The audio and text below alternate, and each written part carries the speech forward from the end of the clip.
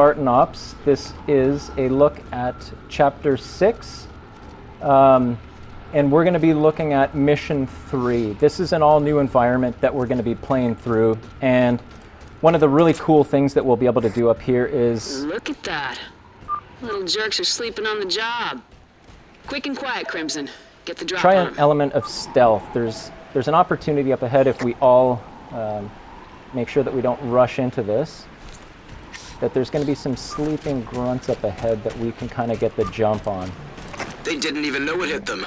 All right, Good work, so Crimson. This is one kind of new thing that we're looking at, is offering different ways of playing the missions themselves, offering stealth opportunities. And if we continue to do so, there's going to be an elite up on the far right that if we assassinate him, that will allow us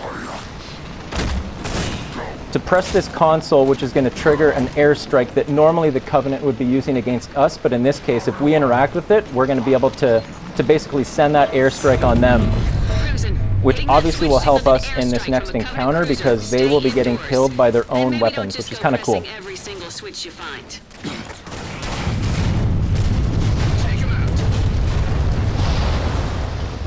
So the airstrike just kind of fell on, and had that not have happened, we would have had a very long, challenging encounter, but this offers the opportunity to kind of circumvent that, to offer something new that, you know, that we really haven't done before. So it is truly offering several options in how you approach this combat. Some will choose to take the stealth route, and others will obviously tend to go guns blazing. Looks like it isn't opening. Have a look around. There has to be another way in. Phantom on approach. Alright, so we're going to have to be careful here.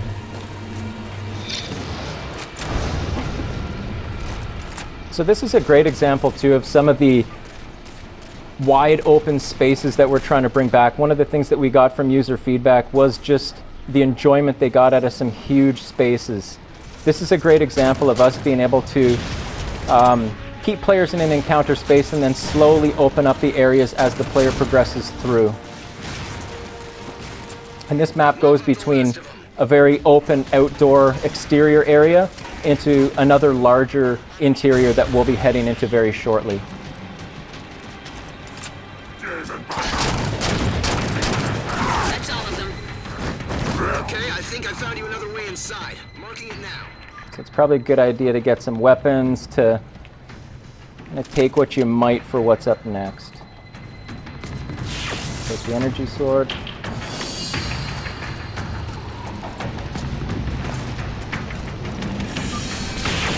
Path's blocked here. Check that console. I'll see if there's a way to bring that barrier down. So we're about to go inside the cave, and within the cave we've got a couple really cool kind of hidden throwback weapons that I think people will be happy to find, and I'm definitely going to point that out so that we can take advantage of that.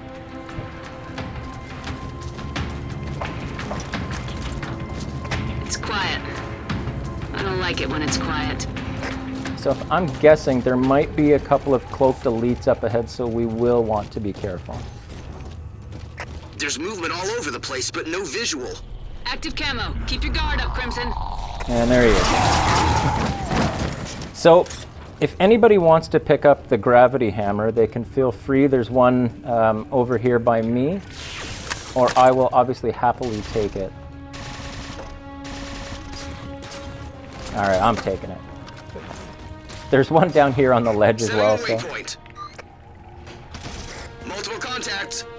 So again, this is an area that we've made that's absolutely stunning. It's huge.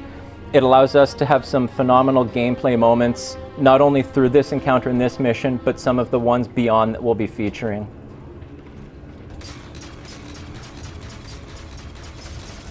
Another key takeaway from feedback that we've not only heard from fans, but also through user research, was that feeling of a never-ending slog, just feeling like you're fighting wave after wave. We've done a lot of work in trying to free that up so people have more of a contained experience where it doesn't feel like it is literally like horde after horde after horde of enemies.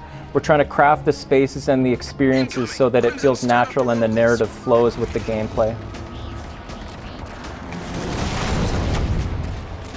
And that knight just missed.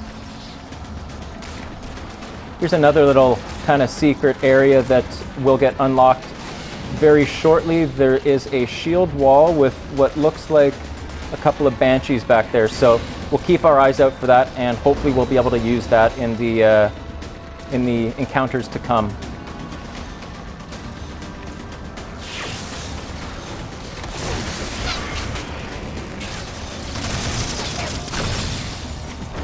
And I just lost the grab hammer.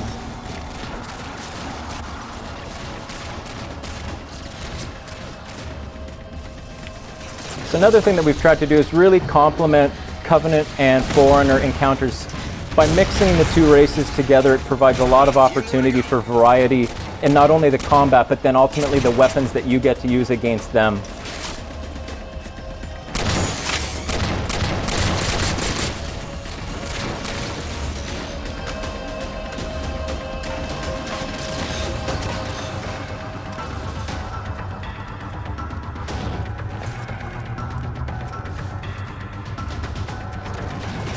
Try to flank and help my... Oh, he's down. Crimson, there's a control panel here. Looks like it's rigged into a Forerunner light bridge system.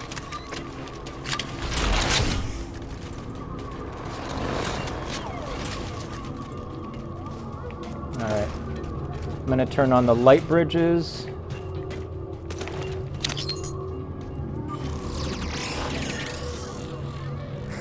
That just turned on, and that basically now opens up an entire upper area that we didn't have access to before. And if I'm betting, I think that that might have also opened up the Banshees, which will give us an opportunity to fly in this amazing space.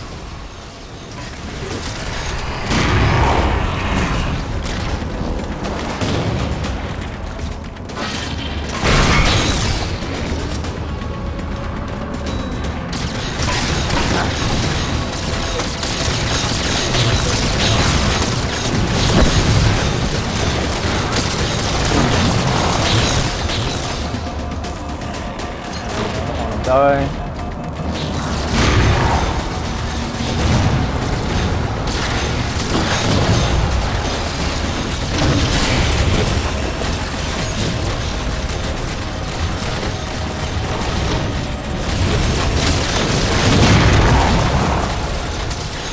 As you can see, the knights are as difficult as ever. We are playing on Legendary, which naturally provides an incredible amount of challenge.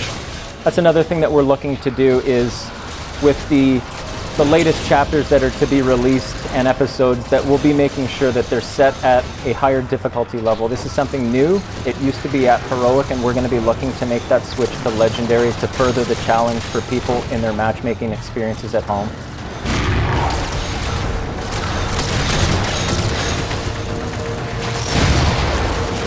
I'm going to try to get in my Banshee here. See if I manage to survive and actually get around these knights.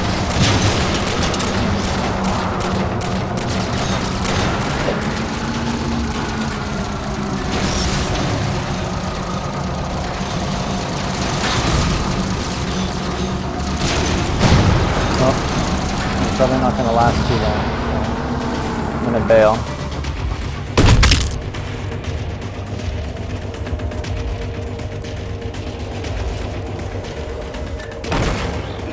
And again, we've added little things like grav lifts to make sure that some of the paths can be circumvented so that players don't have to run around and try to find their way through this labyrinth.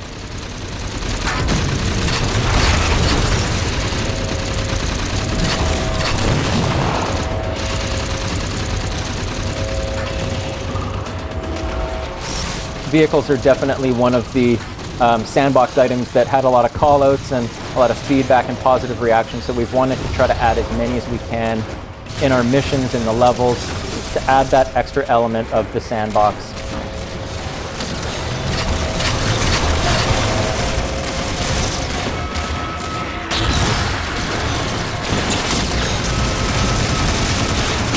Neutralize all targets.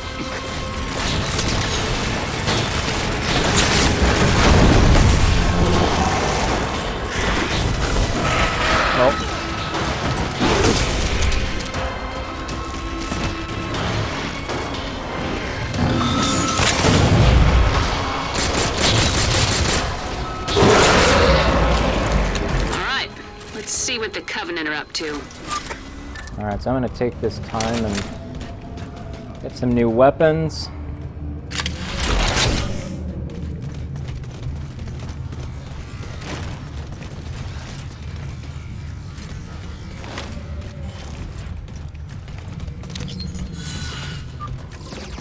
Extracting intelligence, Commander. Excellent. Run it through Try to make sure too that the picture-in-picture that you sometimes see adds new elements, new information. Not only do you see messages coming from the Infinity, but they're also connecting with your armor suit to try to deepen that immersion.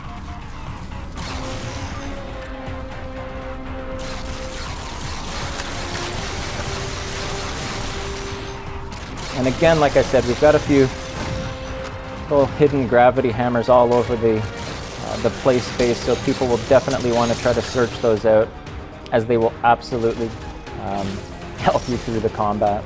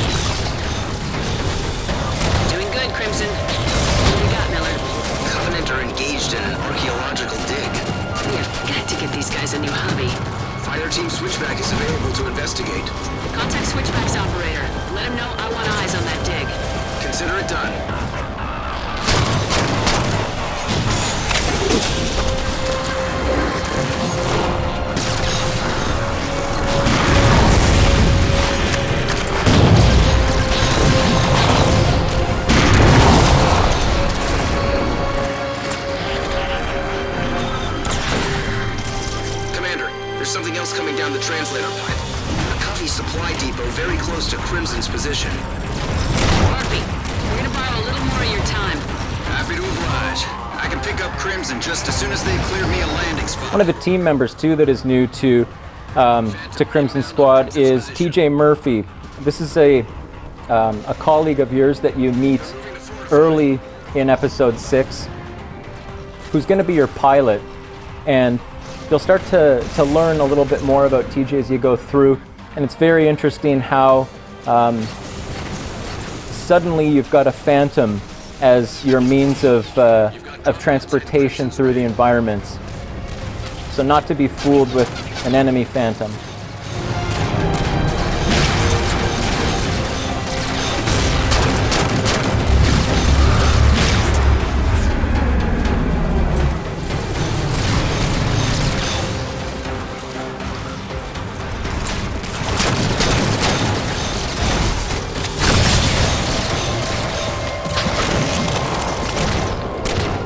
Something else that we saw was a Phantom actually dropping off the sniper tower itself.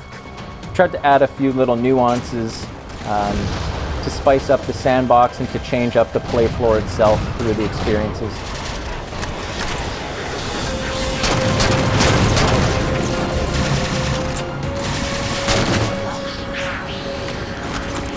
Hunters!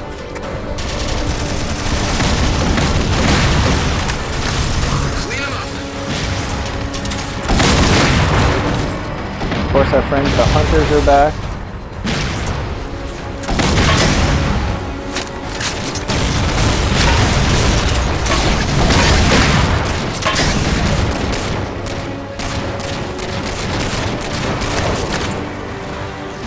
Good job. Coming in for you, Crimson. Excellent work, everyone. And there's TJ Murphy approaching in our hijacked Phantom that we managed to get earlier in episode 6, in the very first mission. So now, once again, this is our means of transportation